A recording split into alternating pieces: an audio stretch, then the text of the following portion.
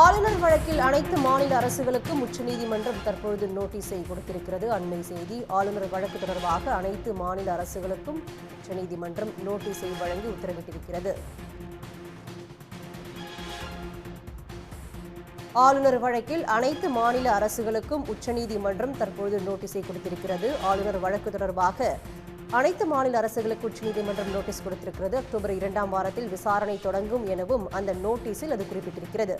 ஆளுநர் வழக்கில் அனைத்து மாநில அரசுகளுக்கும் உச்சநீதிமன்றம் நோட்டீஸை கொடுத்திருக்கிறது. அக்டோபர் 2ஆம் வாரத்தில் விசாரணை தொடங்கும் எனவும் அந்த அறிவிப்பில் வெளியாகியிருக்கிறது. ஆளுநர் வழக்கு தொடர்பாக அனைத்து மாநில அரசுகளுக்கும் உச்சநீதிமன்றம் சார்பாக நோட்டீஸ் ஆனது கொடுக்கப்பட்டிருக்கிறது. அக்டோபர் 2ஆம் வாரத்தில் விசாரணையானது தொடங்கும் எனவும் உச்சநீதிமன்றம் அந்த நோட்டீஸில் குறிப்பிட்டிருக்கிறது.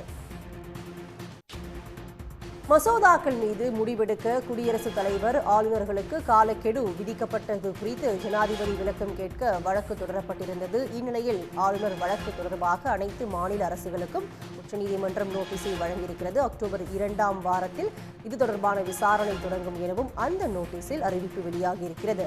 தலைமை நீதிபதி PR கவாய், நீதிபதிகள் சூரியகாந்த், விக்ரம்நாத், PS நரசிம்மா, அதுல் சத்துருக்கள் அரசியல் சாசன அமர்வு இந்த வழக்கை விசாரணை நடத்தி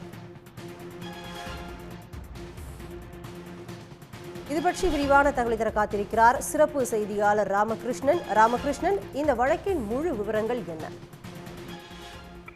அதாவது தமிழ்நாடு சட்டப்பேரவையில் நிறைவேற்றப்பட்ட மசோதாக்களுக்கு ஒப்புதல் வழங்காமல் காலம் தாழ்த்திய ஆளுநர் RN ரவி விவகாரத்தில் உச்சநீதிமன்றம் வழங்கிய தீர்ப்பை தொடர்ந்து குடியரசுத் தலைவர் எழுப்பியுள்ள 14 கேள்விகள் கேட்கப்பட்ட விவகாரத்தில் அனைத்து மாநிலங்களும் பதிலளிக்க வேண்டும் என்று உச்சநீதிமன்றம் இன்றைக்கு நோட்டீஸ் அனுப்பி உத்தரவு பிறப்பித்திருக்கிறது. மாநில அரசுகள் மட்டுமல்லாமல் மத்திய அரசும் இந்த 14 கேள்விகள் தொடர்பாக பதிலளிக்க வேண்டும் என்றும் ஒரு வாரத்திற்குள் அனைத்து தரப்பினரும் பதிலளிக்க வேண்டும் என்று உச்சநீதிமன்ற தலைமை நீதிபதி BR கவாய் தலைமையிலான 5 நீதிபதிகள் கொண்ட அரசியல் சாசன அமர்வு நோட்டீஸ் அனுப்பி உத்தரவு பிறப்பித்திருக்கிறது.